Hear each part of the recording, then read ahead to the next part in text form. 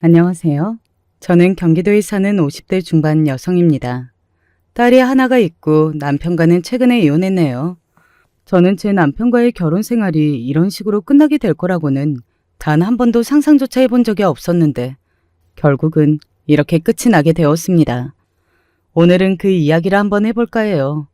그러려면 먼저 저와 남편이 어떻게 만났고 또 결혼 생활은 어떻게 해왔는지부터 알려드려야 할 것 같네요. 저와 남편은 연애로 결혼했습니다. 저는 남편에게 늘 고마웠어요. 아무것도 없는 저를 많이 아껴줬었거든요. 물론 한때였고 금방 변했지만 말이죠. 조금 전에 제가 아무것도 없다고 했잖아요. 저는 정말 아무것도 없었어요. 가진 것도 없었고 심지어 부모님도 안 계셨습니다. 어린 시절에 다 돌아가시고 저는 할머니 밑에서 컸거든요. 가난하고 배운 것도 없고 뭐 하나 가진 게 없는 사람, 그게 바로 저였어요. 결혼하자. 나는 정말 아무것도 없는 사람인데?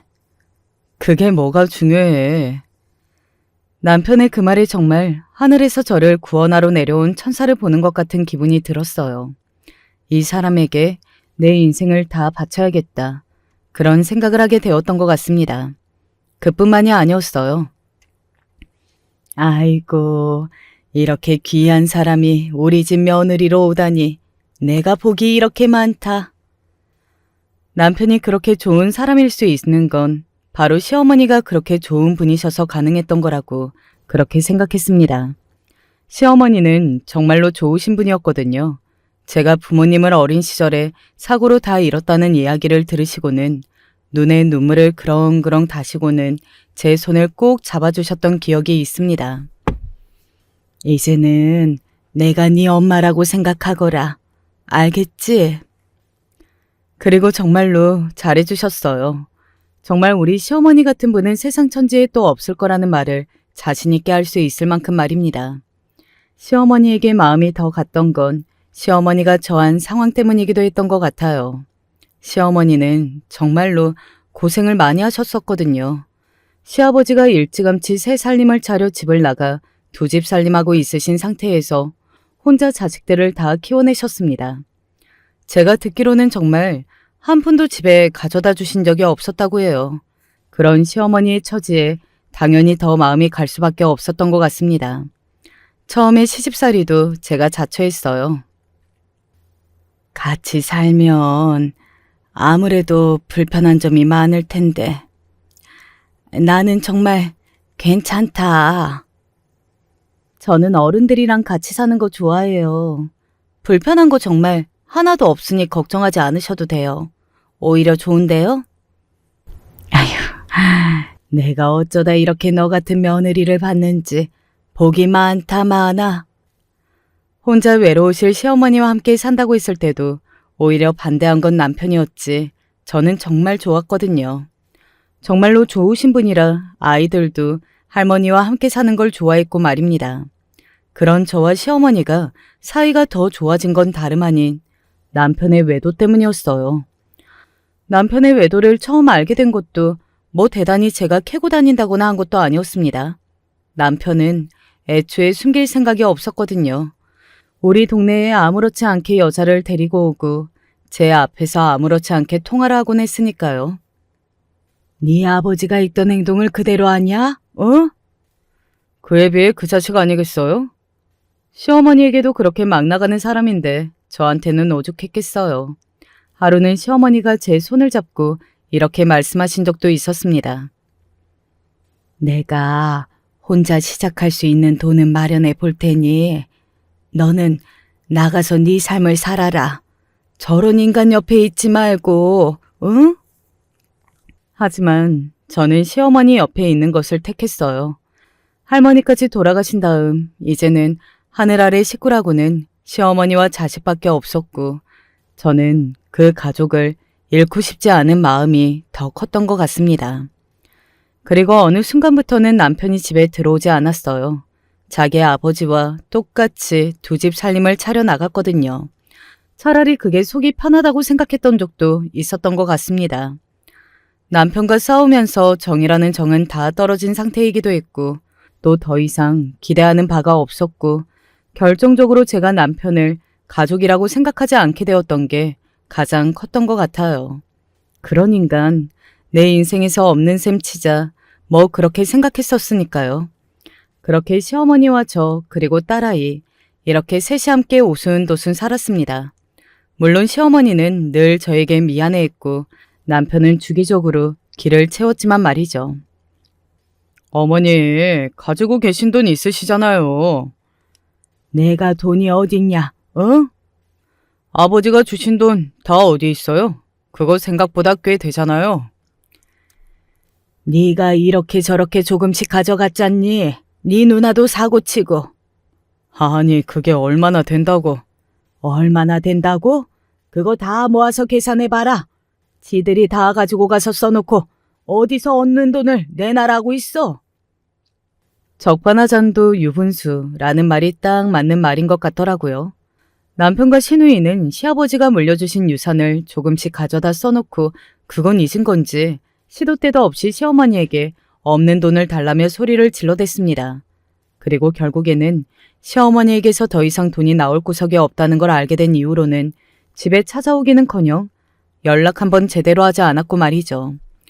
어느 날 시어머니가 한스럽다는 듯 가슴을 퍽퍽 치며 우는 걸 본 적이 있어요. 아이고, 아이고 내 팔자야.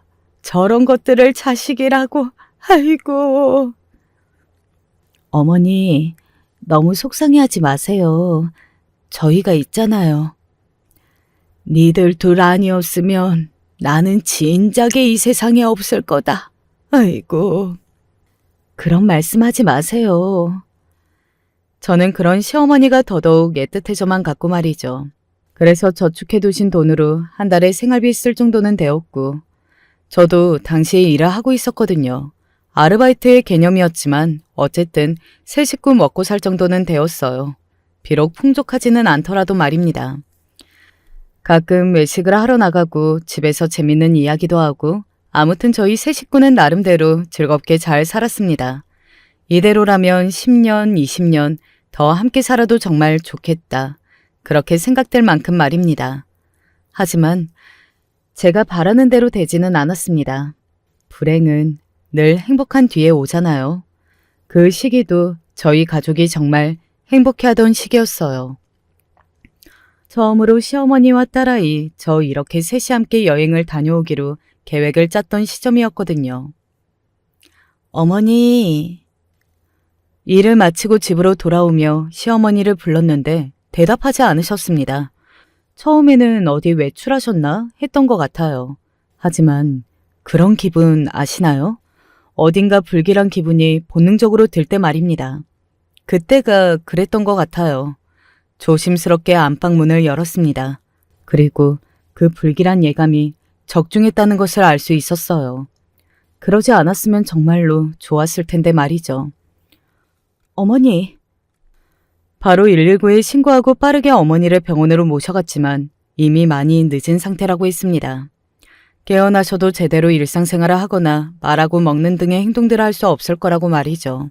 하지만 그럼에도 저는 빌고 빌었던 것 같아요. 제발 깨어나시기만 하세요, 어머니. 라고 말이죠. 병간호는 내가 다 할 테니 제발 눈만 뜨시라고요. 하지만 시누이와 남편이라는 작자는 그렇게 생각하지 않더라고요. 본인들은 자식들인데도 말입니다. 이대로 깨어나시면 누가 책임을 져? 당신은 너무 현실을 모르고 무턱대고 그런 말을 하는데 의사 말 못 들었어?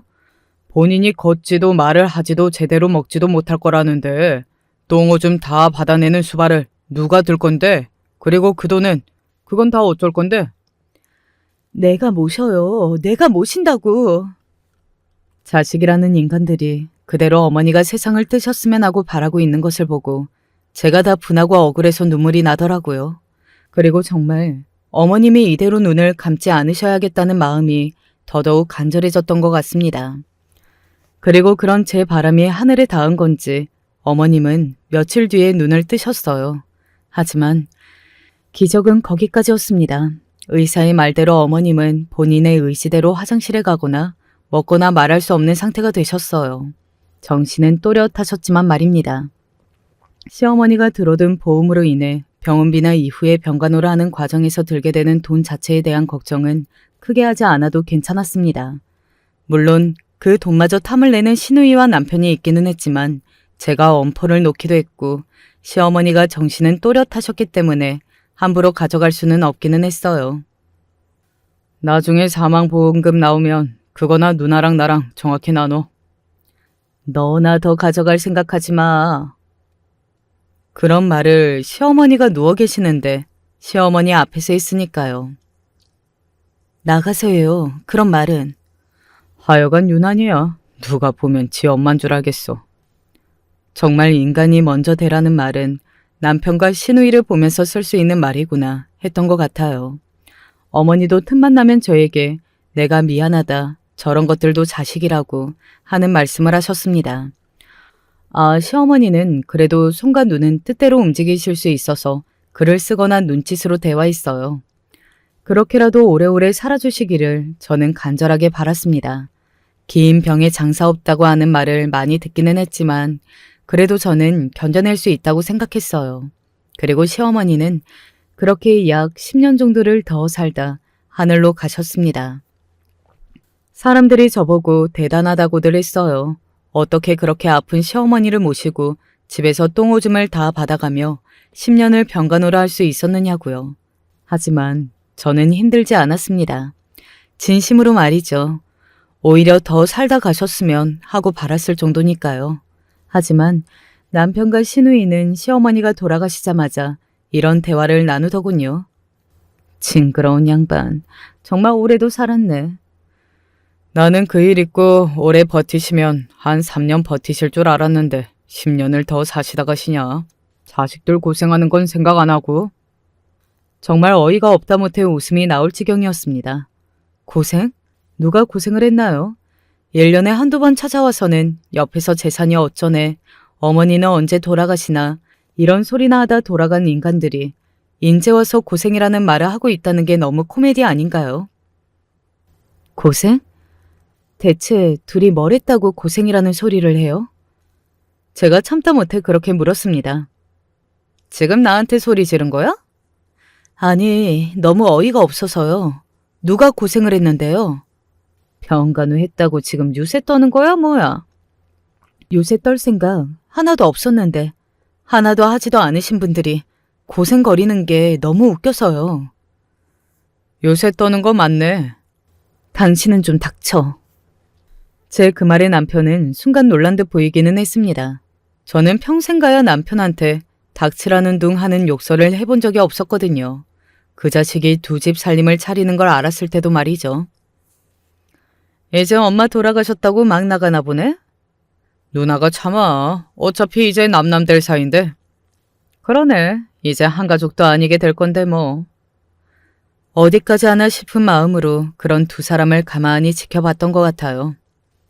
이제 나가 우리 집에서. 그래. 이제 올케도 이 집에 붙어 있을 이유가 없어졌잖아. 필요 없어졌으니까 갈 길 가자고. 물론 이럴 거라고 예상하지 못했던 건 아니었습니다. 시어머니가 돌아가시면 저에게 나가라고 할 게 뻔하긴 했어요. 시어머니가 돌아가시면 나올 사망보험금이나 지금 집 이런 걸 저 없이 둘이서만 정리하고 싶을 게 뻔했으니 말이죠. 시어머니가 살아계실 때도 번번하게 저에게 너는 어머님 재산 욕심내지 말라는 말을 해왔던 사람들이었으니 말이죠. 저 인간만도 못한 자식들. 아휴, 우리 자식들도 저럴까봐 내가 겁이 난다니까.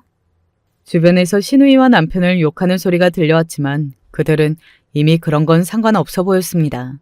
당장 눈앞에 있는 시어머니의 보험금과 집이 더 중요했을 뿐이죠. 내가 당신 두 집 살림 차린 걸로 이혼 소송 걸면 어쩔 건데? 그리고 그동안 두 사람이 어머님 병간호는 하나도 하지 않은 걸로 걸고 넘어지면 어쩔 거냐고. 네가 아무리 그래봐야 어차피 어머니 자식은 우리야. 우리가 다 가져가게 되어 있으니까 괜히 힘 빼지 마. 그리고 두 집 살림? 그거는 내가 위자료 줄게. 됐지? 사실 법적으로 받을 수 있는 위자료라고 해봐야 얼마 되지 않거든요.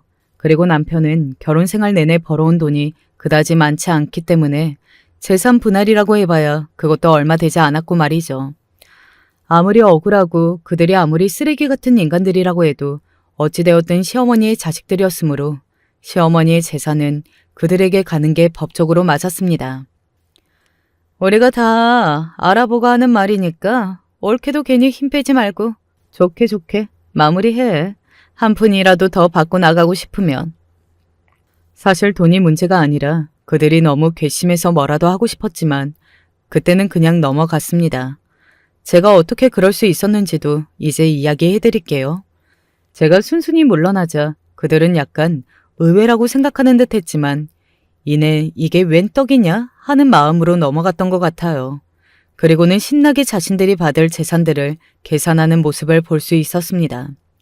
그 모습을 보고 있자니 정말 같은 인간으로서 환멸 같은 게 느껴지더라고요. 어떻게 저런 인간들이 있을 수 있지? 하는 생각과 함께 이미 떠나고 없는 시어머니가 너무 불쌍했습니다. 저런 자식들도 자식이라고 그래도 마지막 가시는 길에 제대로 살았으면 좋겠다는 말을 남기고 가셨었거든요. 그들이 한 가지 모르는 사실이 있었어요. 그렇게 돈을 좋아하는 그 두 사람이 알았다면 절대 그냥 넘어가지 못했을 사실입니다. 짐 빼러 안 와? 설마 뭉갤 생각을 하는 건 아니지? 시어머니의 집에 있는 제 짐을 하루라도 빨리 빼라고 닥달하는 전화를 받고 시댁으로 갔어요. 그냥 간 게 아니기는 했습니다. 이게 뭐야? 이거 올케차야? 제가 시어머니 댁에 제 차를 끌고 갔거든요. 그리고 그 차를 본 두 사람의 눈이 휘둥그레졌습니다. 그리고 입을 떡 벌렸고 말이죠. 그럴 수밖에 없었어요. 누가 봐도 어마어마하게 비싸 보이는 외제차였으니 말입니다. 게다가 차에 대해 줄줄이 꿰고 있는 남편은 단번에 알아볼 수 있었을 거고요. 이거 2억짜리 차잖아. 뭐? 2억? 네, 제가 끌고 간 차는 2억짜리 외제차였어요. 자, 이제 이 사연을 듣고 계시는 모든 분이 제가 그 돈이 어디서 났나, 어떻게 그렇게 비싼 외제차를 끌고 나타날 수 있었나 궁금해하실 겁니다. 이제부터는 그 이야기를 해드릴게요. 시어머니는 사실 남편과 시누이 몰래 따로 챙겨둔 재산이 있었습니다. 그것도 한두 푼이 아닌 아주 큰 재산이었어요. 시아버지가 돌아가시면서 남겨준 땅이 엄청나게 오른 겁니다. 그리고 그 땅이 있다는 건 두 사람은 몰랐어요. 시아버지가 살아생전에 시어머니에게 이렇게 이야기하셨다고 하더군요.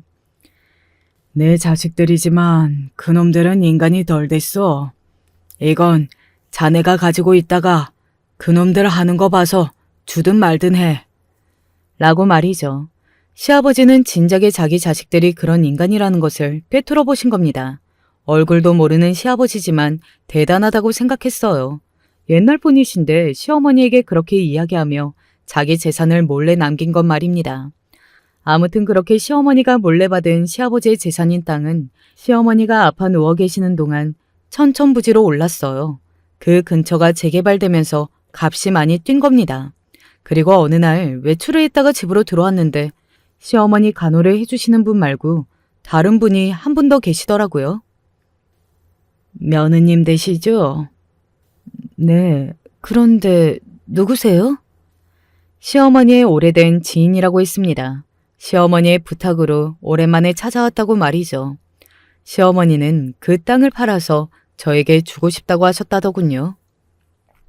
그런데 그러려면 문제가 조금 복잡해지기는 해서요. 나중에 유류분 소송이나 이런 문제로 온전히 며느님에게 재산이 가지 않을 수도 있으니까 그래서 지금 우회로 저에게 재산을 주셨다가 며느님에게 건물을 사주는 방식으로 물려주고 싶다고 하시는데 시어머니는 남편과 시누이에게 자신의 재산이 가지 않을 방법을 고민하시다가 그런 선택을 하게 되셨다고 하더군요. 알고 보니 그런 식으로 재산을 증여하게 되면 나중에 혹여나 문제가 생길 방법을 그나마 차단할 수 있다고 말이죠. 그렇게까지 안 하셔도 되는데. 그놈들한테 재산을 주기는 죽기보다 싫으시대요. 시어머니의 그 마음이 너무나 이해가 되기는 했습니다. 저라도 신우이와 남편에게는 주고 싶지 않았을 것 같거든요. 그들이 내가 남긴 재산으로 잘 먹고 잘 사는 걸 생각만 해도 속이 뒤집어질 것 같다는 생각이 들자 시어머니가 주기로 하는 걸 순순히 받겠다 할 수밖에는 없었습니다. 저도 그들에게 시어머니의 재산이 가는 건 정말 너무 싫었거든요. 그래서 시어머니의 땅을 팔아 그 지인분의 명의로 건물을 샀고 그리고 그 건물을 저에게 주는 방식으로 재산을 증여했습니다.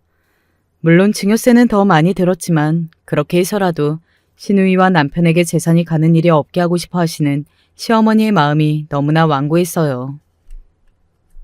그렇게 재산을 완전히 정리한 지 며칠 되지 않아서 시어머니는 세상을 뜨셨습니다. 마치 본인이 갈 날을 미리 알고 정리를 하신 것처럼 말이죠. 물론 그것 말고도 본인의 보험금이나 집에 관련된 것도 신우이와 남편에게는 한 푼도 주지 않는 방향으로 하고 싶어 하셨지만 그 부분은 아무래도 무리가 있기는 해요.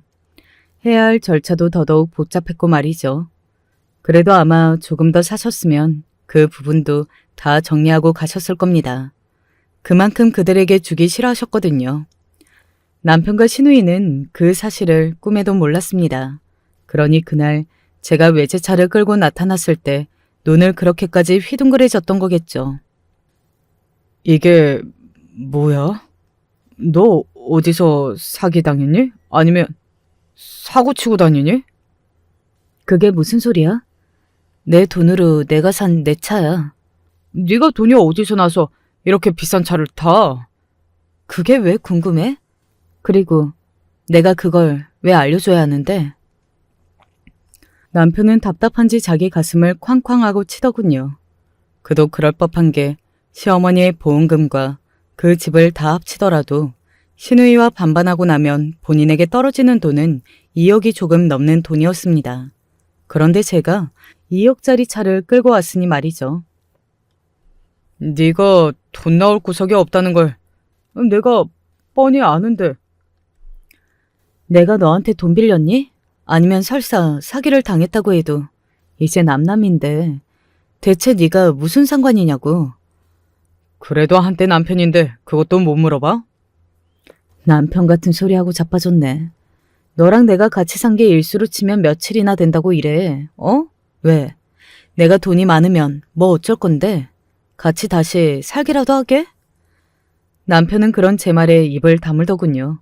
저는 그런 남편을 조롱했습니다. 겨우 2억 좀 넘는 돈으로 세상을 다 가진 것처럼 입이 찢어진 걸 보니까 진짜 가짱키 그지없다. 내 차는 2억짜리 차인데.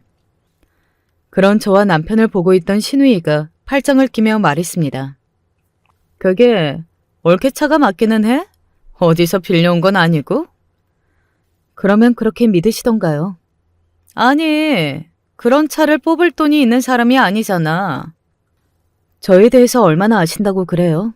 1년에 한두 번 찾아와서는 되지도 않는 소리만 짓거리고 가는 정도로만 얼굴 봐놓고. 궁금해 죽겠다는 얼굴로 저를 바라보고 있는 남편과 신우이에게 웃으며 말을 이어갔습니다. 아, 나 건물주야. 뭐?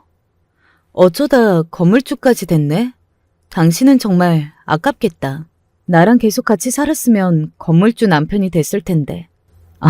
아니다. 내가 그렇게 안 두고 쫓아냈겠지만 어디 그 얼마 되지도 않는 그 돈으로 그 여자랑 평생 잘 먹고 잘 살아봐. 그래봐야 나한테는 푼돈이지만.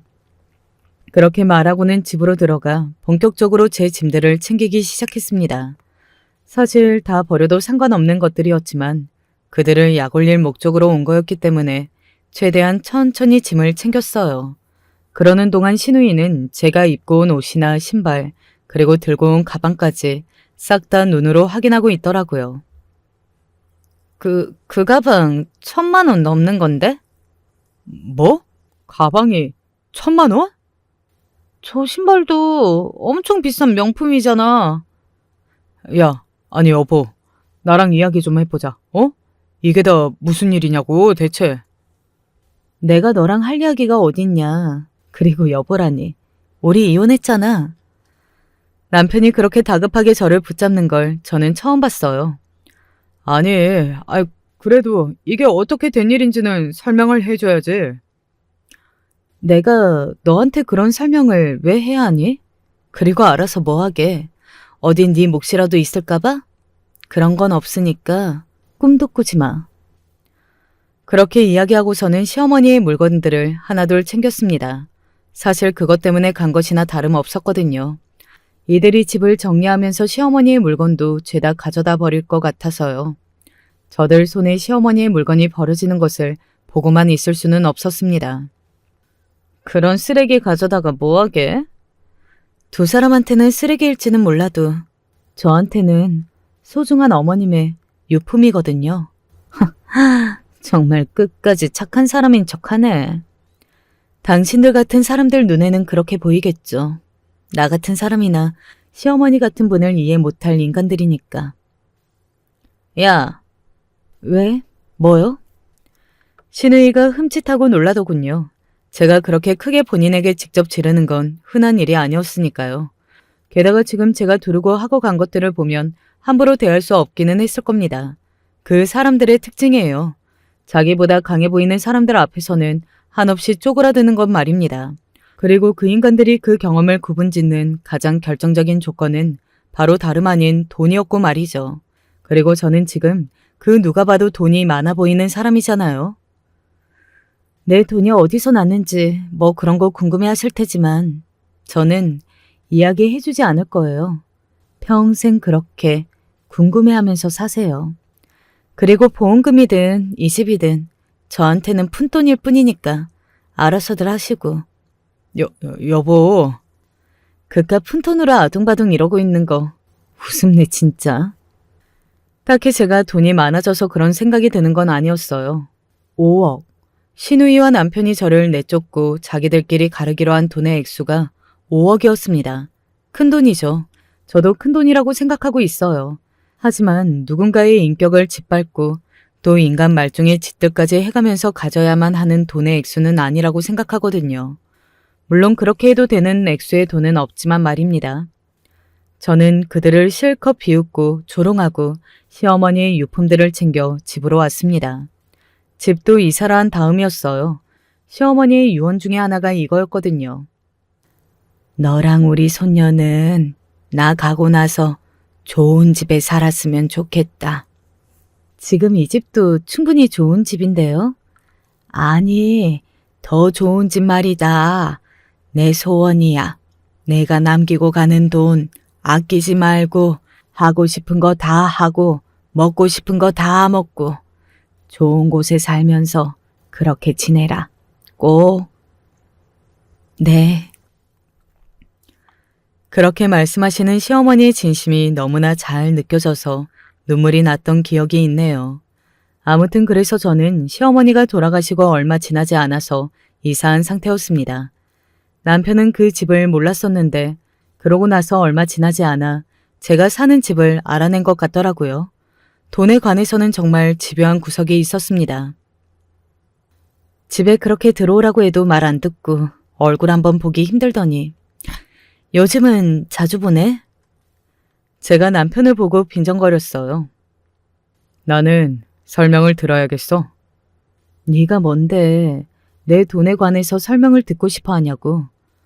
말이 안 되잖아. 나는 네 사정과 상황을 뻔히 다 아는데 네가 그런 돈이 어디서 나서 이렇게 좋은 집에 살고 그렇게 비싼 차를 끌고 다니냐고. 다 알면 뭐가 달라지나? 남편이 저를 빤히 바라보더군요. 나는 그 무슨 일이 있어도 너랑 다시 합칠 생각이 없고 이제 너랑 나는 명백히 남남인데 내가 돈이 얼마가 있던 너랑 무슨 상관이라고 그래? 언제는 관심도 없었으면서 돈 때문에 이러는 거 정말 역겹다. 남편이 저를 빤히 바라보다 뭔가 결심한 듯 말을 하더군요. 영 찝찝해서 그러지. 뭐가 찝찝한데? 그거 우리 엄마 돈이지? 뭐 남편과 시누이 처지에서는 그런 생각이 들 법하다고 생각하기는 했습니다. 시어머니가 돌아가시자마자 제가 돈이 이렇게나 많이 생긴 거니까요. 하지만 그들도 명백한 증거는 없으니 뭐라 캐물을 수 없었던 거겠죠. 아닌데? 말이 안 되잖아. 네가 돈이 어디 있어서. 그리고 어머니 돌아가시자마자 이렇게 된 것도 너무 이상하고. 이상하든 말든 당신 돈 아니니까 궁금해할 필요가 없다는 말이잖아. 우리 어머니 돈이면 알아야지. 웃기네. 우리 어머니 같은 소리 한다. 설사 어머니 돈이라고 한들 당신이 그걸 왜 알아야 하는 건데? 1년에 한두 번 찾아와서는 요양원에 보내면 돈이 드느니 어쩌니 미리 재산 다 정리하라는 둥 노인네 언제 죽나 이런 소리만 해댄 인간이? 그래서 어머니 돈 맞다는 거지? 남편은 다른 소리는 들리지 않은 듯 했습니다. 그냥 제 돈이 시어머니 돈일 수도 있다는 사실에 완전히 꽂혀서 말이죠. 아닌데? 그러면 그 돈이 어디서 났냐고. 어머님이 이 돈이 어디 있으셨냐고 그럼. 제 말에 남편이 입을 다물더군요. 시어머니가 그 정도의 재산이 있다는 건 남편과 시누이 모두가 다 모르는 사실이었습니다. 당연하죠. 시어머니가 그들에게 주지 않기 위해서 그동안 말도 하지 않은 채 숨겨온 재산이었으니까요. 남편은 그 돈이 시어머니의 돈이라는 증거가 딱히 없으니 일단 돌아가더군요. 그리고 남편과 시누이가 조사하기 시작했다는 이야기를 전해 들었습니다. 그들은 제가 가진 어마어마한 재산이 도저히 납득이 되지도 또 받아들일 수 없어 보이더라고요. 그리고 그 욕심 많은 인간들에게 그 돈은 엄청나게 탐나는 돈이었을 겁니다. 법적으로 태클 걸 만한 부분은 아무것도 없을 테니 너무 염려하지 않으셔도 됩니다. 그런 염려가 아니라 그냥 귀찮게 할 것 같아서 걱정되는 거죠 뭐. 그리고 제가 걱정했던 그 부분은 정말 적중했습니다. 그들은 정말 시도 때도 없이 저를 귀찮게 했어요. 아니, 그 돈이 어디서 나서 네가 건물을 사냐고. 그게 말이 되냐고. 어머님이 돈이 있으신 건 말이 되고요? 엄마가 몰래 어디 꽁쳐둔 돈이 있었나 보지. 안 그래도 이상했어. 아버지가 돈 한 푼 없이 그냥 그렇게 돌아가신 게 말이 안 되는 거였는데. 그치. 내가 알기로도 아버지 재산이 좀 있으셨다고 들었는데. 그게 아버지 재산이었으면 우리한테도 자격이 있는 거니까 당연히 돌려줘야지. 당당하면 그 돈의 출처를 왜 못 밝히는 건데, 어? 너도 당당하지 못하니까 말을 못하는 거잖아. 남편과 시누이는 제 돈이 시어머니에게 받은 거라고 이미 확정적으로 생각을 하는 듯 했어요. 제 뒷조사도 하는 것 같았고 말이죠. 그리고는 결국 알아냈습니다. 제가 어떻게 해서 시어머니의 재산을 증여받았는지 말이죠. 내놔. 뭘? 우리 어머니 돈 내놓으라고. 이 앙큼한 기집애가 우리 엄마 돈으로 그렇게 호의호식하면서 우리한테는 그동안 모른 척한 거였네? 정말 뭐 이런 게 다 있지? 그게 왜 어머니 돈이에요? 제 돈이지. 너 미쳤냐? 어? 우리 엄마가 너한테 준 돈이잖아. 그니까 어머님이 나한테 주셨으니까 내 돈이지. 법적으로는 어떻게 할 수 있는 방법이 없었던 것 같더라고요. 저에게 찾아와서 그렇게 소리를 질러대며 달라고 우기는 거 보면 말이죠. 무슨 미친 사람들처럼 같은 말만 반복해서 할 뿐이었습니다. 내 돈 돌려내라고. 그게 왜 그쪽 돈이냐고요. 제 돈인데. 우리 엄마 돈이잖아. 그 너희 엄마가 니들 주기 싫어서 나한테 그렇게 증여해 주신 거잖아. 얼마나 자식들한테 한 푼도 주기 싫었으면 그런 방법까지 생각해내서 며느리한테 전 재산을 주실 생각을 하셨을까? 니들은 반성도 안 해? 어? 아니 본인들이 얼마나 잘못 살았으면 엄마가 얼마나 우리를 미워하셨으면 그 많은 재산을 어떻게 한 푼도 자식들에게 주지 않고 그렇게 어려운 길로 돌아서 며느리한테 다 줄 생각을 하셨을까 하는 생각이 먼저 아닌가요? 그리고 본인들의 잘못을 조금이라도 되돌아봐야 하는 거 아니냐고요. 하지만 그들은 그럴 생각이 정말 전혀 없어 보였습니다. 반성을 단 하나도 하지 않는 그 태도에 저는 더 치가 떨렸고요. 내가 당신들한테 내 돈을 줘야 할 이유도 의무도 없으니까 둘 다 헛꿈 꾸지 말고 돌아가요. 어머님이 저한테 하신 말씀 저는 지킬 겁니다. 엄마가 무슨 말을 했는데? 시어머니가 돌아가시기 전의 일이었어요. 자기 재산을 제 앞으로 우회해서 증여를 다 마친 어느 날이었습니다. 가만히 저를 부르시더군요. 그리고는 이렇게 이야기하셨었습니다. 손으로 다 쓰셨기 때문에 다 남아있었거든요. 아가, 나는 내 재산이 그놈의 자식들에게 가는 게 정말 싫다. 그것만 생각하면 밤에 자다가도 벌떡 깬다. 힘들게 한자 쓰시는 어머니를 보고 제가 이렇게 대답했던 기억도 있습니다. 절대 안 줄게요. 제가 다 지켜낼게요. 약속했다. 그럼요. 약속했어요. 그 삐뚤삐뚤한 글씨체로 적힌 어머니의 말씀을 그들에게 그대로 전달했습니다. 보고 깨닫는 바가 단 하나라도 있었으면 하는 마음에서 말이죠. 하지만 그들은 잠시 움찔했을 뿐 깨닫는 바가 없어 보였어요. 우리 어머니 되게 징글징글하네. 그러기나 말이다. 뭘 이렇게까지 하셨다니. 아무리 그래도 우리가 자기 자식들인데 우리한테 이러는 거 미안하지도 않았나? 기가 차더군요. 다른 건 다 참아도 그런 식으로 시어머니를 욕하는 건 정말이지 참을 수가 없었습니다. 더구나 그것들이 말이죠. 자식들한테 미안하지도 않냐고요? 징글징글하다고요? 지금 그 말을 두 분께서 하실 수 있는 말씀이세요? 네? 우리가 뭐 사람이 뻔뻔해도 정도가 있지. 본인들이 어머니께 한 짓은 생각도 하나도 안 하고 어머님 재산 못 받았다고 이렇게 난리치는 거 정말 천벌받아요. 어머님 그렇게 누워 계실 때 제대로 병간호 한 번을 하기로 했어요? 따뜻한 말 한마디 하기로 했어요. 어떻게 자기들이 한 짓은 생각을 못해? 우리가 잘한 건 없지만 그래도 그 정도로 잘못한 건 또 모르겠는데. 그리고 부모면 자식이 조금 모자라도 다 품어줘야 하는 게 당연한 거지. 그 정도로 잘못한 걸 모르겠다고? 부모가 그 정도는 다 품어줘야 한다고? 세상에 당연한 게 어딨어요. 그리고 니들이 한 짓 정말 내가 하나하나 다 읊어줘? 어? 남편과 시누이는 그런 말로 재산을 포기할 사람들이 아니기는 했습니다. 제가 아무리 본인들이 잘못한 것을 알려주고 또 오죽했으면 시어머니가 그러셨을까 하는 말을 해도 소용이 정말이지 하나도 없었어요. 백방으로 변호사들을 만나며 저에게서 다시 재산을 빼앗아 갈 방법만 궁리하는 것 같았습니다. 하지만 뾰족한 수가 없었던 것 같아요. 그리고 함부로 소송을 걸거나 하기도 쉽지는 않았을 겁니다. 이런 소송은 만약에 본인들이 지면 상대방 쪽 변호사 수임료도 본인들이 다 내야 했기 때문일 거예요. 돈이라고 하면 벌벌 떠는 사람들이었으니 말이죠. 그러던 어느 날입니다. 상상하지도 못한 방법으로 저에게 접근해 오더군요. 바로 남편이 말이죠. 딸아이가 이런 말을 했어요.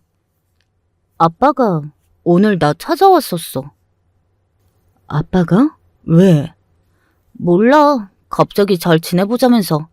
내가 그래도 자식인데 너 하나밖에 없는데 이제라도 아빠 노릇을 좀 하고 싶다던데? 웃기시네 정말. 속이 훤히 보이는 짓을 하기 시작하더군요. 제가 설득으로 돈을 내놓을 것 같지 않자 다시 저와 합치고 싶어하는 것 같았습니다.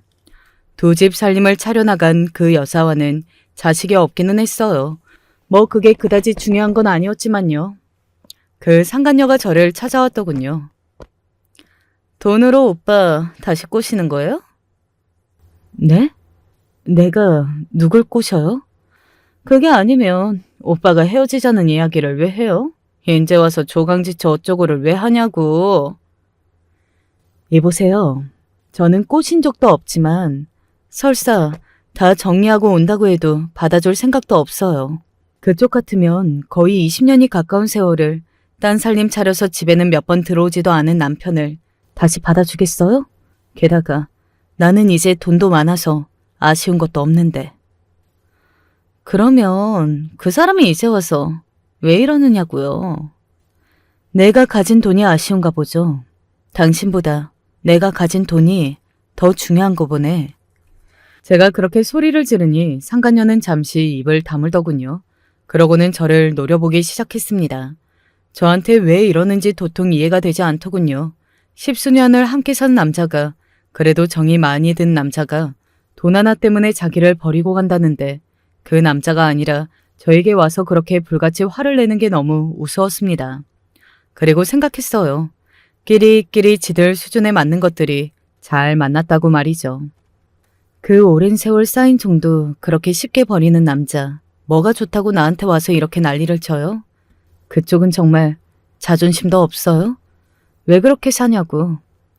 상간녀는 이를 꽉 깨물 뿐 더 이상 아무 말도 하지 못한 채 돌아갔습니다.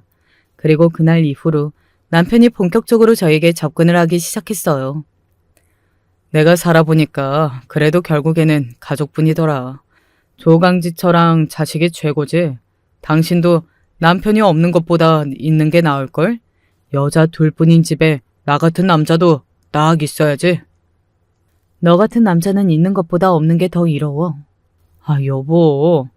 내가 왜 네 여보냐니까? 진짜 보자 하니까 이 인간이?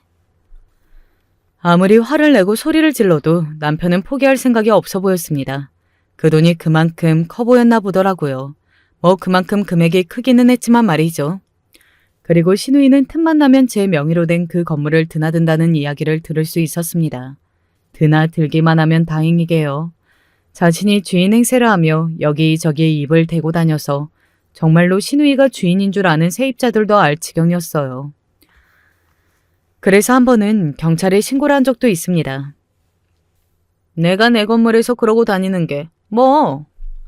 그건 제 건물이에요. 우리 엄마 건물이니까 내 건물이지? 제 명의로 된 제 건물입니다. 그 정도면 정신병이니까 치료받아요. 뭐? 너 지금 말 다 했어? 자꾸 이러시면 저희도 곤란해요. 한 번만 더 신고 들어오면 제대로 처벌을 할 수밖에 없습니다. 그러니까 다시는 이러지 마세요. 예? 신우이는 그날 이후로는 건물에는 더 이상 나타나지는 않았습니다. 하지만 여전히 포기는 하지 않고 계속 재산을 나눌 방법을 찾고 있는 것 같기는 했고 말이죠. 그 사람을 알지만 아마 평생 포기 못할 거예요. 그래서 더더욱 괴롭겠죠. 처음에는 그 두 사람이 알게 되어서 굉장히 피곤해졌다 라는 생각을 했었는데 다시 생각해보니까 그 두 사람이 알게 되어서 그걸로 인해 가지지 못한 가질 수 없는 돈을 생각하며 평생을 괴로워할 테니 어떻게 보면 잘된 게 아닌가 싶기도 하네요. 딸아이도 남편에게 크게 한마디 했다고 들었습니다.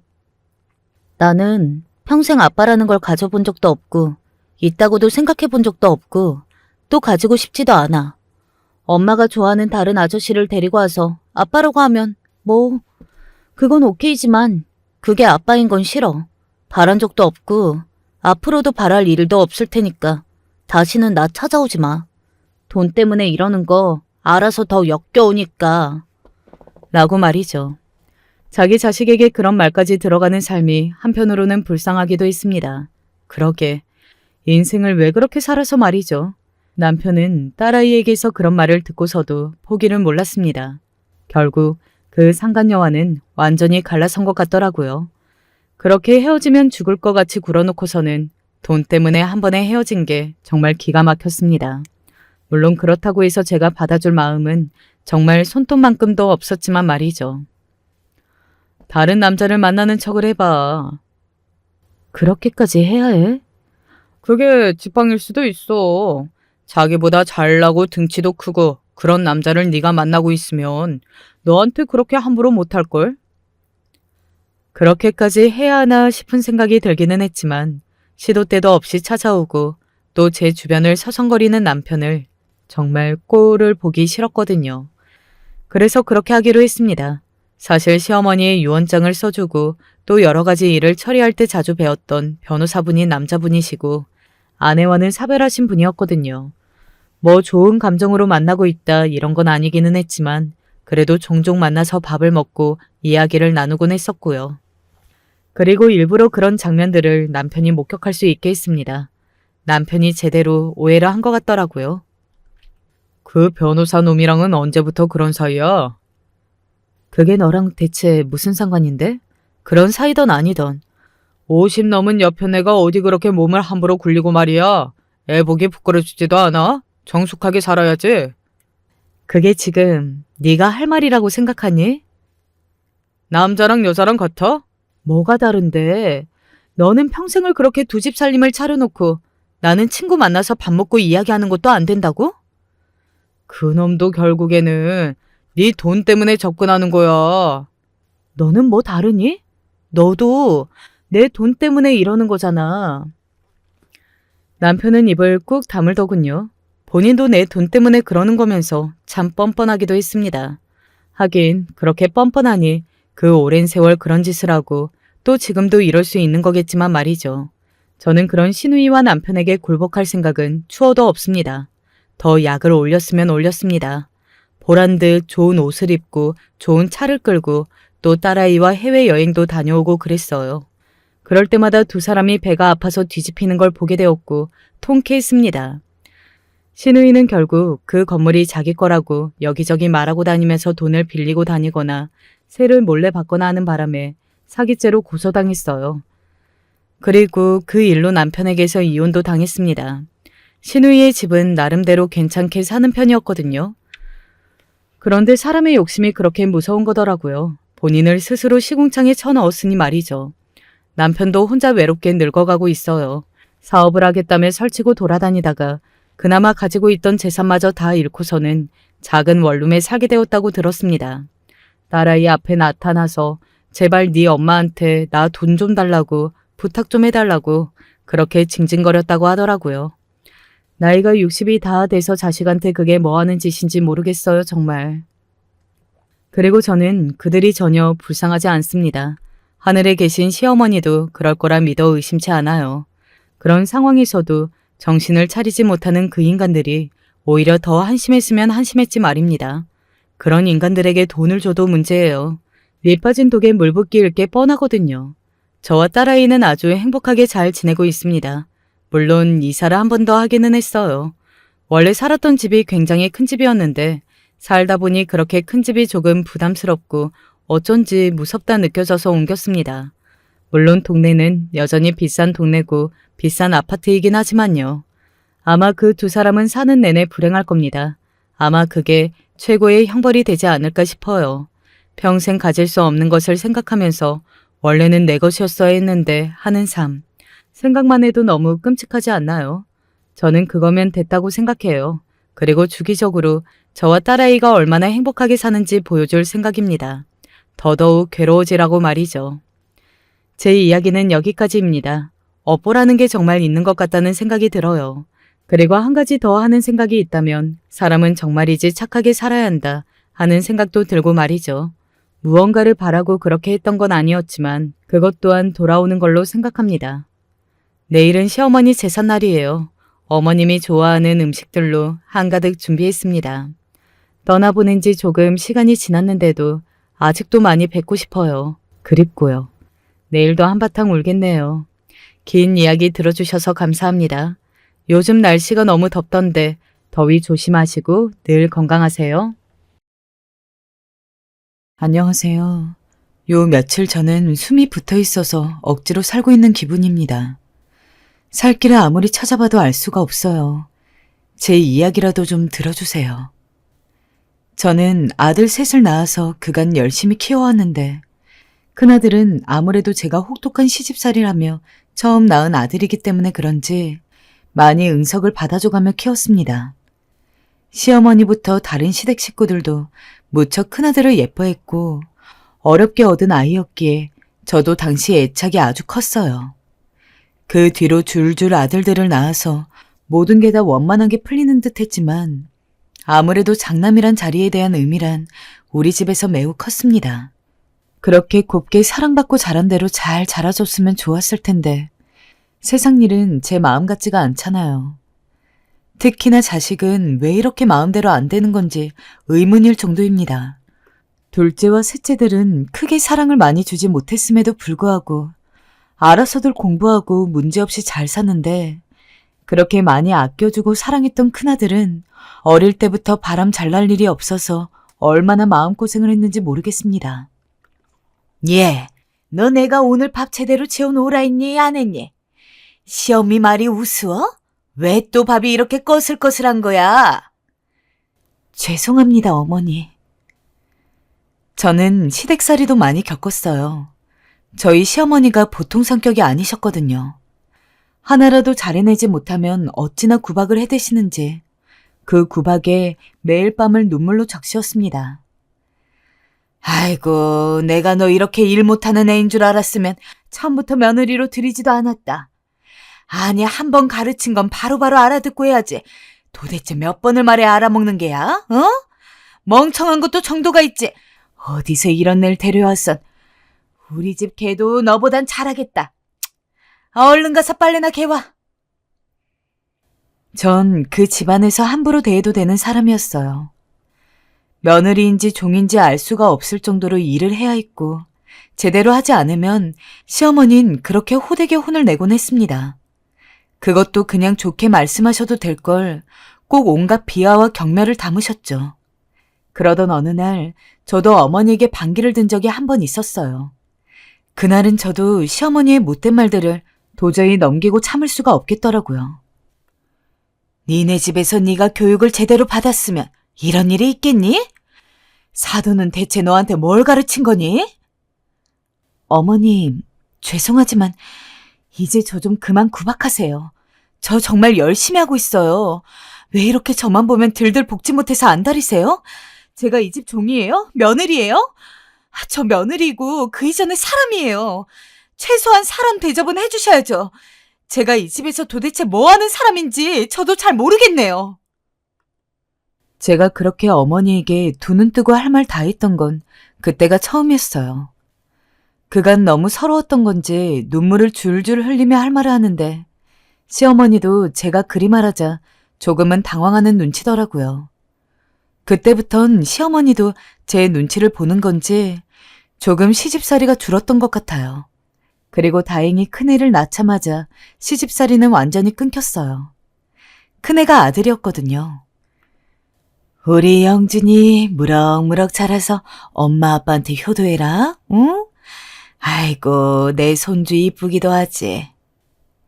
우리 아들은 할머니에게도 그렇고 저희에게도 그렇고 참 사랑을 많이 받았어요. 첫째가 원래 그렇잖아요. 더군다나 영준인 어렸을 땐 무척 똑똑한 편이었어요. 제가 다 알려주지 않았는데도 한글을 쉽게 떼더라고요.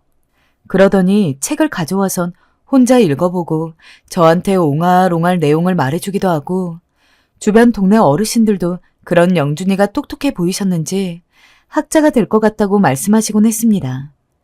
그런데 제 아들이라서가 아니라 제가 봐도 영준인 조금 다른 아이들과는 달랐어요. 여보, 우리 아들이라서가 아니라 정말로 우리 영준이 커서 되게 큰 사람 될 것 같지 않아요?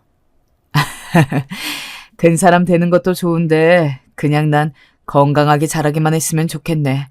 아이가 건강하고 행복하면 됐지. 안 그래? 맞아요. 그건 그래요. 내가 또 욕심을 부렸네. 나도 우리 영준이가 그저 잘 자라주기만 하면 고마울 것 같네요. 지금 아직도 남편과 나눴던 이 대화가 떠오르곤 하는데요. 전 정말로 영준이가 대단한 사람이 되는 걸 원하지도 바라지도 않았고 그저 무럭무럭 어디 아프지 않고 이대로만 잘 자라줬으면 했어요. 하지만 이후로 저의 고생은 다른 단계로 넘어가서 계속 이어지는 듯 하더군요. 그냥 좀 고집이 세고 강단 있는 성격이라고 생각했는데 학교에 가서 또래들과 섞이게 되면서 비로소 뭔가 잘못되었다는 것을 깨닫게 되었어요. 그날 학교에서 걸려온 전화를 받고 얼마나 가슴이 철렁했는지 생각해보면 그때 제가 단도리를 잘 했어야 했는데 기회를 놓친 것 같아 너무 안타깝습니다. 안녕하세요. 영준이 어머니신가요? 네, 안녕하세요. 무슨 일이시죠? 알고 보니 선생님한테 걸려온 전화였는데 내용을 들어보니 우리 아들이 다른 아이를 때렸다는 것입니다. 네? 그게 무슨... 우리 영준이는 그럴 애가 아닌데... 제 말에 한숨을 푹 쉬시던 선생님은 망설이는 듯 말씀을 꺼내시는데 듣고 얼마나 하늘이 노랗게 보였는지 모릅니다. 저기 어머니, 영준이가 때린 그 아이는 좀 전에 병원으로 실려갔어요. 아주 크게 다쳤습니다. 얼른 오셔야 될 것 같아요. 이게 무슨 일이란 말입니까? 저는 얼른 대충 챙겨 입고 병원으로 뛰어갔고 자초지종을 다 들어보니 우리 아들이 제대로 잘못을 저지르긴 했어요. 일단 사과를 하긴 했는데 아들은 전혀 잘못한 기색이 없는 거예요. 입 밖으로 내는 말을 듣고 얼마나 놀랐는지 당장 조용히 하라고 저도 소리를 질렀어요. 엄마, 걔가 먼저 까불었어. 맞아도 당연하다고. 내가 왜 사과를 해야 해? 너 어디서 그런 말을 하고 있어? 제가 야단쳤음에도 불구하고 상대방 아이의 부모님들은 우리 아들의 말을 듣고 얼굴이 벌겋게 변하셨어요. 결국 아이 엄마는 눈에 불을 켜고 우리 아이를 붙잡고 흔들더군요. 너 정말 제대로 혼나봐야겠구나. 우리 애 저러다 잘못되면 너도 가만두지 않을 거야. 알겠어? 너무 놀라서 저도 떼놓으려던 차. 아무리 제 자식이지만 그때 같이 대드는 꼴은 정말 가관이었습니다. 아줌마, 이거 나요. 자꾸 붙잡고 있으면 나도 경찰에 신고할 거야. 놓으라고. 뭐야? 이놈 자식이, 너 진짜 안 되겠구나. 영준이 엄마, 당신 도대체 자식 교육을 어떻게 시킨 거예요? 어떻게 하면 애가 저리 되냐고. 죄송합니다. 정말 죄송합니다. 영준아, 손 놔. 손 떼라고. 저는 그 모습에 완전히 사색이 되어버렸고 겨우겨우 떼내었지만 결국 상대방 아이의 부모님을 더욱 노엽게 해버려서 문제가 매우 커지게 되었어요. 결국 이 일은 꽤 상당한 금액을 치르고 힘겹게 해결을 하게 되었어요. 정말 자식이 죄를 저지르면 죄인은 부모가 되는 거라고. 제가 얼마나 상대방 부모에게 빌었는지 모르겠어요. 오죽하면 이런 말까지 했던 것 같아요. 만약 영준이가 또 사고를 친다면 제가 영준이 대신 깜빵에 들어가겠다고요. 그때 상대방 부모 쪽에서 제게 이런 말을 하시더라고요. 아직도 그 말이 가슴에 남네요. 그건 됐고요. 당신 아들 교육 똑바로 시켜요. 내 보기엔 쟤 저러다 범죄자라도 될 듯 싶으니. 지금 저렇게 애들 패고 다니는데 머리 커지면 스스로 깜빵 가지 않겠어요? 같은 자식 키우는 입장에서 충고해 주는 겁니다. 그때 영준이 붙잡고 참 많이 울었어요. 영준아, 정말 왜 그러니? 엄마 마음 이렇게 아프게 할 거야? 우리 영준이 착하고 똑똑한 애잖아. 이런 애 아니잖아. 엄마, 알겠어요. 미안해요. 그만 울어요. 앞으로 친구 안 때리고 다닐게요. 부모는 자식 말이 거짓이든 뭐든 다 믿는다고 하죠. 저 역시 마음은 너무 힘들었지만 시간이 지나면 알아서 좋아질 거라고 믿는 수밖에 없었어요. 왜냐면 둘째와 셋째 아이들은 문제없이 잘 크고 있었고 큰애만 좀 별난 것일 뿐이라고 생각했거든요. 그러나 갈수록 이런 부분들은 해결되지 않은 채 큰아들은 사고를 치기에 급급했습니다. 학창시절 때에는 또래 애들을 때리고 다니더니 고등학교쯤 가서는 아예 공부를 하지 않겠다고 손을 놔버리는 것이었어요. 너무 기가 막혀서 저를 비롯하여 제 부모와는 말도 안 하려고 하는 아들을 붙잡고 사정사정을 했어요. 영준아, 아무리 그래도 고등학교는 나와야지. 이게 무슨 일이야? 엄마, 고등학교 안 나온 애들도 세상에 많아요. 고등학교 꼭 나와야 사람 구실해요? 내 주변 형들은 안 나와도 잘만 살던데요? 네 주변 형들? 그 오토바이 타고 다니는 깡패 같은 애들 말하는 거니? 엄마, 네가 그리 되는 거 죽어도 못 본다. 제발, 내 눈에 흙이 들어가도 안 돼. 엄마, 지겹지도 않으세요? 이제 나도 어느 정도 컸고 사리 분별을 할 줄 알아요. 그러니 그만 징징거리시고 더 이상 내 일에 신경 쓰지 마세요. 아들의 말은 참 날카롭고 잔혹했어요. 당시 그렇게 자기 마음대로 왔다 갔다 하면서 학교도 멋대로 그만둬버리고 얼떨결에 군대까지 가버리더군요. 그럼 조금 달라질 줄 알았더니 제대 후 시간 좀 지나서도 갈수록 가족들과의 사이가 멀어지기 시작했습니다. 매번 하는 것도 없이 용돈이나 갈취해가고 나중에는 거의 협박식으로 저에게 돈을 내놓으라고 하더군요. 그것도 수십도 아니고 수백만 원이었어요. 기가 찼죠. 그 돈이 어딨다고. 아들은 저희 집 사정도 모르고 있었어요. 엄마, 나 돈 좀 줘. 이번에는 제대로 뭔가 해볼 거니까. 뭘 제대로 해보겠다는 건데. 너 저번에도 돈 타가더니 그냥 무슨 이상한 게임한다고 날려먹기나 하고. 아들아, 엄마가 너 돈 주는 기계니? 이제 정신 차릴 때도 됐잖아. 아, 그러니까 정신 차렸다고요. 아, 나 이번에는 내 친구처럼 장사할 거야. 술 장사. 포장마차 해가지고 떵떵거리면서 살 거라고요. 아, 내 친구 보니까 일도 별거 아니더만. 아무튼 돈 좀 줘봐요. 내가 수십 배로 불려서 갖다 줄 테니까. 아, 나중에 나한테 고맙다는 말이나 하지 말고요. 당시 저도 그닥 넉넉지 않은 상태에서 몸이 아픈 남편을 뒤로하고 식당에서 하루 12시간씩 일을 하고 있었어요. 몸은 죽어나지. 그런 상황에서 철없는 말만 해대는 아들이 너무 속상했고 점점 화가 났어요. 결국 저도 못 참고 한마디 하게 되었습니다. 제발 네가 알아서 해. 엄마한테 의지하지 말고.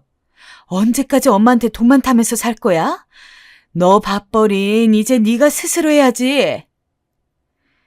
진작이라도 아들을 때려서라도 혼냈어야 되었다고 생각하며 소리를 질렀는데요. 이미 그 타이밍도 늦었다는 것을 이 다음 아들의 행동에서 알게 되었어요. 대체 저는 그때 왜 바보같이 가만히 있었던 걸까요? 엄마, 내가 돈 달라 했잖아요. 그 돈 주는 게 그리 아까워요? 아니, 돈이 있으면서 왜 안 주냐고. 당신이 그러고도 엄마야? 나 싸질러 놓았으면 다냐고. 아들이 이렇게 소리를 지르는 것과 동시에 저한테 있는 대로 물건을 집어 던지는 것이었습니다. 그러면서 계속 욕짓거리를 하면서 분노를 못 이기는데 정말 뭐로 얻어맞은 듯한 큰 충격이 느껴지더군요. 언제 저렇게 괴물이 되어버린 건지, 저게 진정 내 배로 낳아서 키워 자라게 한 아들 녀석이 맞는 건지 화가 나다 못해 두렵게 느껴지기까지 했습니다. 제 어미한테 저렇게 물건을 집어 던질 정도니 속은 얼마나 엉망진창이 되었을까 비로소 조금씩 실감이 나기 시작했어요. 오빠, 미쳤어? 뭐 하는 거야? 형, 그만 못해? 니들은 다 신경 끄라고. 바로 뛰어나온 둘째와 셋째가 말려대기 시작했고 이성을 잃은 아들은 그대로 나가버렸어요. 간신히 뭔가에 얻어맞지 않은 채 아들이 던진 빈 김치통이 제 머리를 스쳐 지나갔다는 정도만으로 마음을 추스렸습니다. 차라리 그때 제 얼굴이 어디에 맞기라도 했다면, 그때 제가 아들을 완전히 끊어내버렸다면, 그랬다면 아들이 조금이라도 변했을까요? 전 그날 너무 힘들어서 남편에게 털어놓았어요. 여보, 우리 아들 어떡해. 글쎄 그 녀석이. 아빠, 진짜 오빠 미쳤어요. 아까 엄마한테 물건을 던지더라니까요. 오빠 저러다 정말 폐륜화 되겠어요. 그러게 당신이 너무 우쭈쭈하면서 받아주니까 영준이 저 녀석이 그 모양이 된 거 아니야. 왜 이제 와서 나한테 그래? 그러니까 자식 교육 잘 시켰어야지. 뭐라고요? 자식 교육은 나만 했어요? 이게 다 내 탓이라고요? 그럼 당신 탓이지. 이게 내 탓이야? 나야 밖에서 돈 벌기 바쁜 사람이고 집안일을 하면서 집 굴러가는 거 보는 사람은 당신인데 그럼 당신이 똑바로 했어야지. 어머니랑 형님이 나보고 아들 못 낳는 건 사람도 아니라고 구박해댈 때 입 다물고 있었으면서 가문을 이어야 된다고 난리를 쳐놓고 애 키우는 데에는 쏙 빠져있던 사람이 나한테 그게 할 말이야? 가뜩이나 속상한 저에게 모든 화살을 돌리려는 남편의 모습을 보고 너무 화가 나서 저도 곧바로 소리를 질러댔어요. 남편은 듣고 할 말이 없었는지 입을 다물더군요. 하지만 아무리 이렇게 남편에게 분풀이를 해봤자 제 속만 시커멓게 타들어가고 멍들 뿐 아무것도 나아지는 게 없었어요. 남편은 뒤늦게 이빨 빠진 호랑이라도 돼버렸으니 아무런 의미가 없었지만 이제 막 으르렁거리며 커가는 아들이 저한테 했던 행동들이란 생각할수록 아찔하더군요. 그렇게 아들은 며칠째 연락을 끊고 안 들어오니 참 기가 막힌 인연이 부모와 자식이긴 한가 봅니다. 저한테 그렇게 물건을 집어던지고 욕을 해댄 아들이라고 해도 눈앞에서 안 보이니까 신경이 쓰이더군요. 일을 해도 손에 잡히지 않고 계속 한숨만 푹푹 쉬어가면서 걱정하던 차에 직장에서 나오니 앞에 익숙한 얼굴이 보였어요. 자세히 보고 깜짝 놀라서 말이 나오지 않았습니다. 엄마, 미안해. 아들이 잔뜩 기죽은 얼굴로 서 있는 게 아니겠어요. 처음에 저도 모르게 섬뜩한 기분이 들었던 걸 보니 그날의 충격이 여전히 가시지 않은 채로 남아있었기에 그럴지도 모릅니다.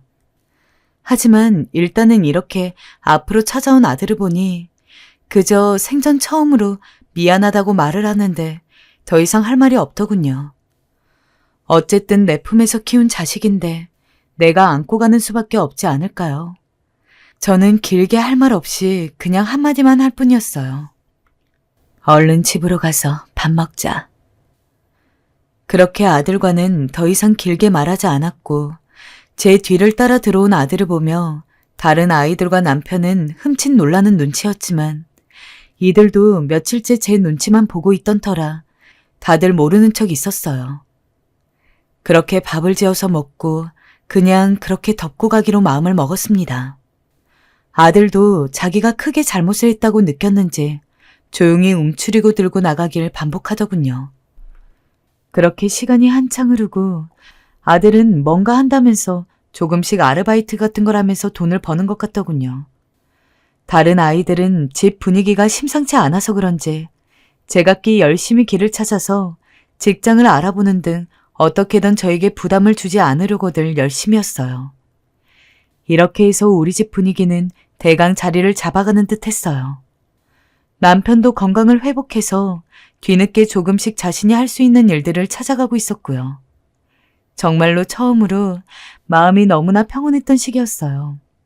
저는 이 시기에 성당도 나가게 되었는데요. 이유는 하나였습니다. 신에게 지금의 이 시기를 조금 더 늘려달라고 기도드리기 위해서였어요. 제발 부탁드립니다. 저희 가족 이대로만 화목하게 지내게 해주세요. 우리 아들 또 방탕해지지 않고 지금처럼 마음 잡고 살아가게 해주세요, 하나님. 그러던 어느 날 영준이가 부끄러운 얼굴로 제게 흰 봉투를 건네주더라고요. 이게 뭐니? 얼마 못 넣었어. 그래도 내가 번 돈 엄마한테 조금이라도 주고 싶어서 엄마 목도리라도 하나 사. 세상에, 우리 아들 이제 철들었구나. 아들이 저에게 한 푼 두 푼 모은 돈을 봉투에 담아준 거예요. 얼마나 기뻤던지. 마치 돌아온 탕아를 맞이한 기분으로 전 아들을 꼭 껴안았습니다. 그리고 한참을 울었죠. 아들이 제 눈물을 닦아주며 울지 말라 하는데도 자꾸 눈물이 흘렀어요. 하지만 이렇게 보낸 시간들은 결코 길지 않고 또다시 저에게는 어둠이 찾아오게 되었습니다. 정말 신이란 존재를 원망하게 된 시기였어요. 아들이 다시 저에게 돈을 요구하기 시작한 것이었어요. 한동안 숨죽여 지내며 있는 듯 없는 듯 하면서 용돈도 주더니 저에게 믿을 수 없는 액수를 요구하는 게 아니겠어요? 아들아, 네가 열심히 살려고 하는 건 알겠지만 그 돈이 네 말처럼 그렇게 쉽게 나올 수 있는 돈이 아니야. 엄마가 지원해주는데도 한계가 있어. 정하고 싶으면 너가 좀 더 일하고 돈을 모아서 사업을 해봐라. 그러나 아들은 결코 물러서지 않고 계속 저를 조르는 것이었어요. 엄마, 나 이번에 진짜 열심히 했잖아. 여기저기 알아보고 다 해봤는데 진짜 이 길밖에 없어. 더군다나 학교도 졸업 못한 내가 할 수 있는 건 아르바이트뿐이라 돈을 모으려면 너무 시간이 오래 걸려. 그럼 언제 이 기회가 올지도 모르고. 엄마, 나 이번에 진심이야. 다신 엄마 아빠 속썩이는 일도 없을 거고 이번에 정말 열심히 해서 나도 다른 사람들처럼 성공이란 걸 해보고 싶은데 어떻게 도와주면 안 될까? 여기서 제가 마음이 약해지면 안 되는데 자기 동생들은 하나같이 대학도 나오고 제법 직장을 잘 갖춘 편이지만 장남이라고 귀하게 큰 녀석이 아직도 변변찮게 내세울 경력 없이 저를 떠도는 걸 보니 속이 상하더군요. 그러면서 아들이 계속 저를 조르는데 뒤이어 하는 말을 들으니 저도 결국 손발 들 수밖에 없었어요. 엄마, 이번이 진짜 마지막이야. 내가 제대로 이 사업 키워볼게. 민준이랑 수진이도 나한테 투자해준다고 하더라고. 엄마가 나이가 들어서 모르나 본데 한창 젊은 걔네들이 봐도 솔깃한 얘기니까 돈을 주지 않았겠어? 엄마만 더 보태주면 돼. 제발 부탁이야, 어? 제가 모르는 사이 동생들에게까지 투자금을 받았다는데 그냥 제 오빠가 안 돼 보여서 준 건 아닌가 싶었어요. 하지만 이번에는 정말로 마지막이라는 생각으로 다 같이 한번 이렇게 몰아줘 보자는 생각이 들긴 했습니다. 왜냐면 아들의 나이는 또래에 한창 취업해서 돈을 버는 아이들에 비해서도 늦은 편이었고 여러모로 저도 조바심이 났으니까요. 내가 기력이 될 때 하자는 생각이 들어서 정말 마지막이라는 생각으로 이것저것 다 끌어모으고 받아와서 크게 보태주었어요. 그렇게 해서 경가를 기다리고 있던 차에 딸아이가 불안한 목소리로 저를 부르더군요. 어쩐지 그날따라 딸아이 안색이 좋지 않아 보였어요. 엄마, 혹시 오빠 돈 줬어? 왜, 문제 있니? 너도 영준이한테 줬다며. 그런데 그 말을 듣더니 딸아이가 한숨을 푹푹 쉬면서 말을 하는 것이었어요. 엄마, 내가 요 며칠 출장 가서 자세히 이야기 못했는데 오빠 사업하는 거 영 수상해. 그래서 사실 나도 걱정이 많아. 이번엔 그냥 어쩔 수 없이 오빠 잔소리 듣기 싫어서 나도 해준 거야. 거의 협박하듯이 달라고 하는데 어떡해. 그래도 엄마까지는 주지 말지 그랬어. 아, 내가 엄마한테 미리 말해줄 걸 그랬다. 나도 생각이 없었네. 알고 보니 동생들이 투자 개념으로 준 게 아니라 하도 안다라는 제 오빠 소리에 못 이겨서 어쩔 수 없이 준 것이더라고요. 그리고 그렇게 많은 돈도 아니더라고요. 이야기를 듣고 보니 그렇게 다 끌어서 큰 금액을 줘도 되었는지 걱정이 되고 불안한 예감이 들었습니다. 특히나 영준인 요즘 술 먹고 들어오는 날이 많았습니다. 결국 저는 그날 저녁 들어온 아들을 재촉하게 되었어요. 영준아, 너 사업 어떻게 돼가는 거냐? 잘 되어가고 있어요. 정말? 정말인 거니? 그렇다니까요. 근데 너 왜 요즘 왜 이렇게 술을 마시니? 뭐가 안 되는 거야? 안 되는 게 있으면 엄마한테 말을 해봐. 아, 엄마, 사업이 쉬운 줄 알아? 닥달 좀 하지 마. 내가 알아서 할 테니까. 아, 왜 이리 말이 많아? 엄마, 그 돈 좀 줬다고 생색이라도 내고 싶은 거야? 뭐? 너 이놈 자식이 엄마한테 뭐라고? 너 이제 위아래도 없는 거야? 네 엄마한테 할 말이 있고 못할 말이 있지? 아, 그니까 그 입 좀 다물라고 듣기 싫으니까. 아들의 말 한마디 한마디는 너무도 충격적이었어요. 절 더 이상 엄마로 보지 않는 것 같았고 대하지도 않았죠. 그저 밥해주는 아줌마 그 이상도 그 이하도 아니었어요. 너무나 서러웠습니다. 그래서 그럴까요? 다음 이어지는 아들의 말에 저는 그만 손을 들고 말았어요. 암튼 늙으면 말이 많아져. 저는 분노하며 아들에게 왜 이리 변했냐고 고래고래 소리를 질렀어요. 대체 왜 이리 변해 엄마를 속상하게 하는 거냐고, 이제 좀 정신 차릴 때가 되지 않았냐고요. 근데 그마저도 아들은 듣기 싫었는지 제 앞에서 대놓고 길을 막더니 밖으로 나가더라고요. 전 아들이 나가자마자 그 자리에서 쓰러져 앉았어요. 그리고 바닥을 치며 오열했죠. 모든 게 정말 제 잘못 같기도 했습니다. 대체 어디서부터 잘못된 건지, 내가 정말 부모로서 교육을 잘못 시킨 건지 자책감도 들고 후회스럽기도 했어요. 자식이 박은 대못은 그렇게 제 가슴을 후비고 또 후볐고 며칠 내내 침대에서 일어나지도 못하고 한참을 끙끙 앓아야 했죠. 그나마 유일하게 위안이 되는 작은 딸이 저에게 와 죽도 떠먹여주고 약도 챙겨준 덕분에 침대에서 조금씩 일어날 수 있었던 것 같습니다. 엄마, 이제 오빠는 가슴에서 지우자. 나도 오빠는 포기했어. 엄마 마음 아프게 하는 사람은 나도 오빠로 받아들이기 싫어. 딸은 저리 말하며 제 손을 꼭 잡아주었어요. 하지만 그게 쉽나요? 딸에겐 오빠이지만 제겐 자식인데. 차마 아들에게 인연 끊자는 소리는 못 나오더군요. 아들은 제가 침대에서 끙끙 앓는 동안에도 한 번도 들여다보지 않았고 뺀질나게 밖으로 드나들었어요. 그것도 가만 보면 꼭 밤에만 나갔어요. 그게 좀 이상했죠. 자기 딴엔 밤에 일이 많다 어쩐다 하는데 사실 일이라는 게 어떻게 밤에만 있을 수 있나요? 아무래도 아들 행동이 의심스러워서 딸이랑 이런저런 이야기를 하게 되었어요. 엄마, 나도 그렇게 생각하고 있었어. 오빠 확실히 이상해. 막내 생각도 그렇고. 그래서 우리가 오빠를 한번 미행해보면 어떨까? 미행? 오빠 성격에 순순히 무슨 회사 차려 일하는진 절대 말 안 해줄 거고 우리가 미행해서 알아내는 수밖에 없잖아. 딸이 제안한 미행이라는 게 마음에 걸리긴 했어요. 아무리 그래도 부모가 자식을 미행한다는 게 좀 그렇더군요. 하지만 상황이 이렇게까지 된 이상 저도 결정은 내려야 했어요. 그래서 며칠을 고민하다가 그러자 하고 딸과 함께 영준이의 뒤를 몰래 따라가기 시작했어요. 미행을 하는 내내 얼마나 가슴이 졸이던지 가면서 중간중간 딸의 손을 잡고 몇 번을 심호흡해야 했는지 몰라요.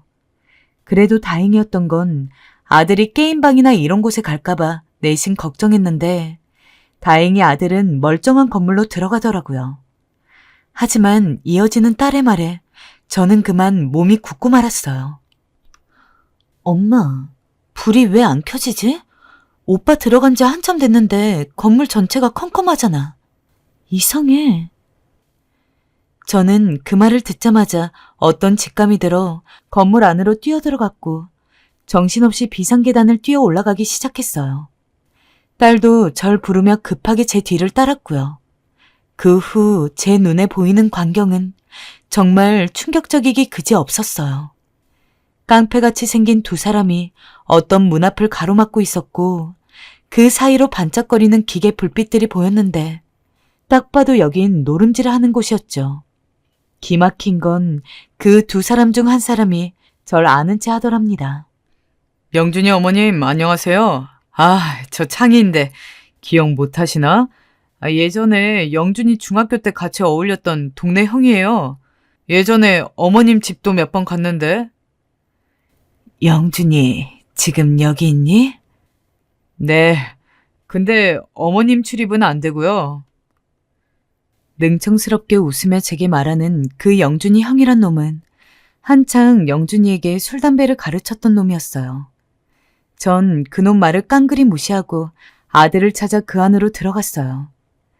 아들은 제 예상을 한치도 벗어나지 않았어요. 역시나 술을 마시고 담배를 피면서 노름질을 해대고 있었습니다. 옆에 여자까지 끼고서요. 어찌나 분이 나던지 저는 그 순간 아들의 멱살을 잡아 바닥으로 내팽개쳐 버렸습니다. 엄마, 이게 뭐 하는 거야?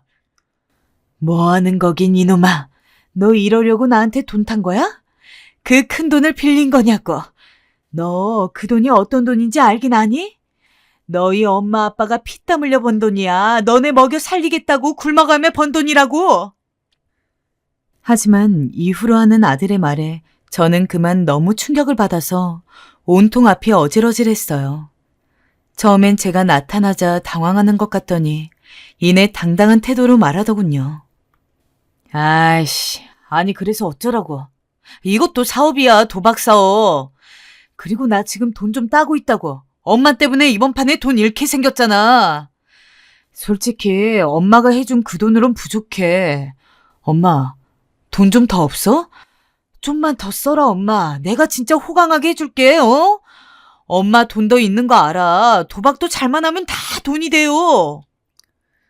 아들은 도박 중독이었더라고요. 이 말을 듣고 있자니 차라리 남이 낫지.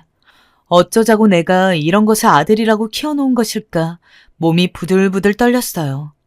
잠도 못 자고 갱년기가 넘어 여기저기 아픈 것을 참고 엄마가 오가면서 돈을 벌고 있는 것을 알면서 어떻게 이런 말을 할 수 있는 것일까요?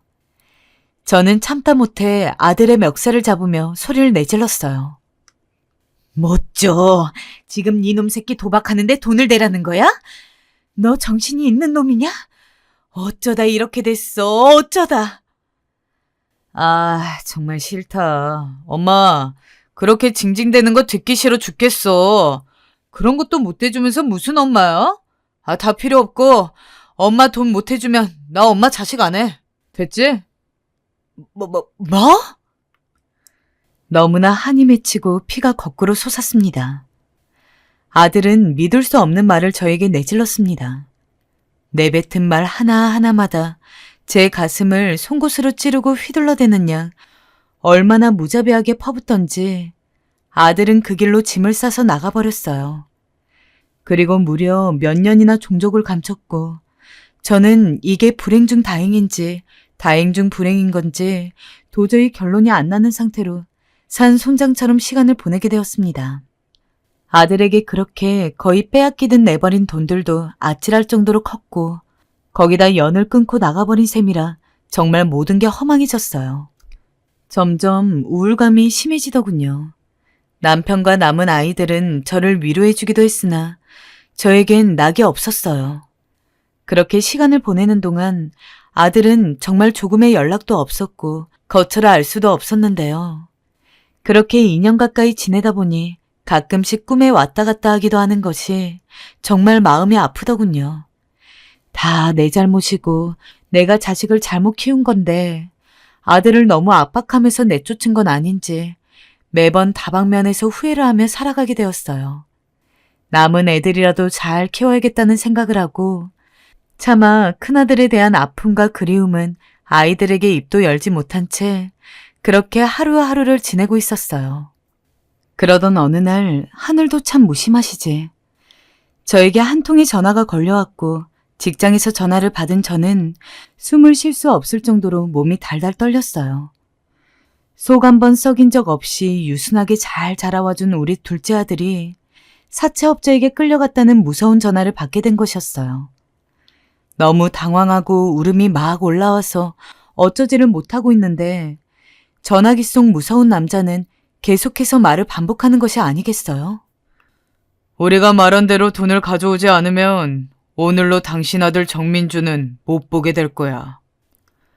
언제 저한테 말도 안 하고 사채를 썼던 건지 어쩜 제 자식들은 하나같이 다 이렇게 부모 속을 다 쥐어뜯는 방향으로 가는 것인가 싶어 정말 애 끊는 마음을 어쩔 수가 없었어요. 전화기 너머로 살려달라는 아들의 목소리도 들려오고 그 시간은 가히 지옥이나 마찬가지였습니다. 저한테 말이라도 했으면 조금이나마 제 노후 자금을 털어서 보태주었을 텐데 말입니다. 일단은 전화를 끊고 둘째 며느리와 셋째 딸에게도 다급히 전화를 했지만 다들 통화 중이더라고요. 이런 날 태평하게 낚시나 하러 나간 남편도 마찬가지로 무슨 통화를 그렇게 오래 하는 건지 계속 통화 중으로만 나왔습니다. 정말 사람 미치겠더군요. 전화기 속 남자는 계속 시간을 정해두고 저보고 오라는 말만 해댈 뿐이어서 어쩔 수 없이 저는 눈물이 나오는 것을 참고 그 길로 나가서 돈을 찾았습니다. 노후 자금으로 비밀스레 묶어두었던 돈인데 정말 방법이 없고 아들을 살려야 하는데 어쩌겠나요. 이상하게 그 순간에는 말 그대로 눈에 뵈는 게 없었습니다. 그들이 말해둔 약속 장소는 저희 집에서 조금 떨어진 역이었고 안내해준 인상착의의 사람이 나타나더니 저인지 확인하고 날카롭게 돈을 뺏어가더군요. 생전 처음 겪어보는 황망하고 무서운 경험이었어요. 저기요. 우리 아들은요? 아들 어딨는지도 알려주셔야죠. 아들 연락처를 임시로 만들어 두었으니 그리 연락해서 만나시오. 참 어지간히도 경찰에 잡히지 않으려고 이런 명목까지 다 만드는구나 싶어서 곧장 전화를 걸었습니다. 허나 또 얼마나 절망적인 상황이 기다리고 있던지 그 번호도 없는 번호라는 것이었어요. 그때 딸아이에게서 전화가 왔어요. 엄마, 무슨 일이야?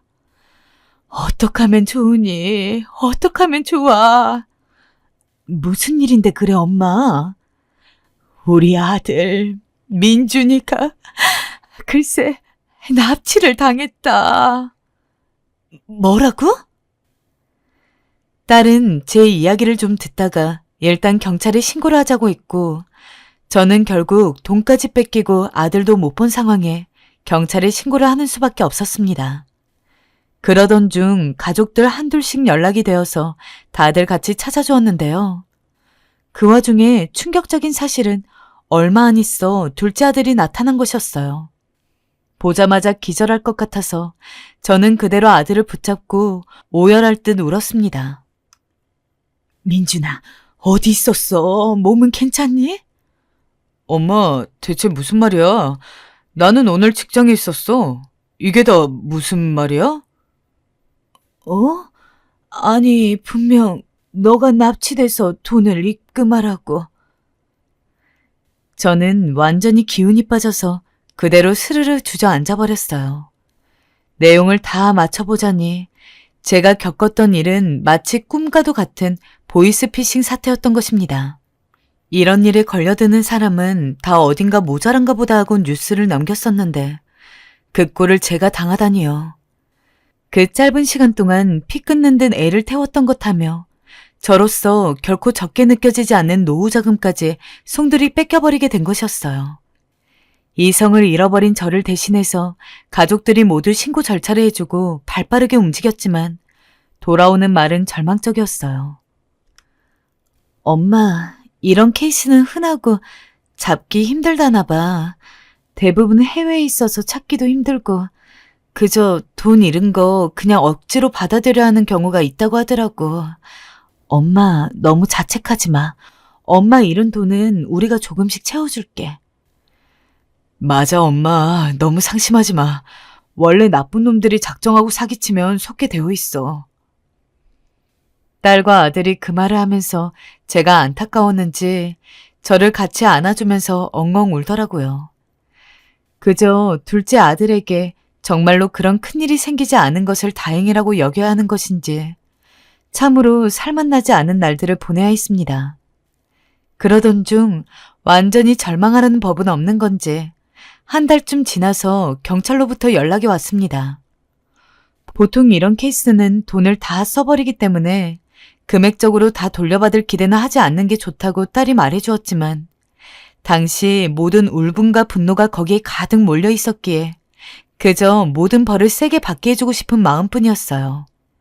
그런데 비로소 잡혔다는 연락이 왔으니 마음에 칼을 갈면서 전화를 계속 이어갔는데요. 그런데 경찰이 저에게 알려준 보이스피싱 범인에 대한 신원 내용을 듣고 저는 전화를 끊을 수도 계속 받을 수도 없는 지경이 되었어요. 차라리 이 자리에서 그냥 모든 게 끝나버렸으면 좋겠다는 생각이 들 정도였어요. 이런 상황까지 가버리게 된 이유는 바로 그 범인이 제 큰아들이었던 것이기 때문입니다. 제 아들이라고요? 뭔가 잘못하신 거 아니에요? 제 아들 이름은 정영준이에요. 영준. 맞아요?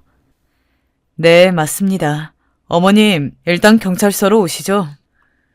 몇 번이나 물었지만 똑같은 대답만 돌아올 뿐이었고 저는 이 사실을 가족들에게 차마 말하지 못한 채 기어가듯이 경찰서에 가서 그것을 확인하게 되었어요.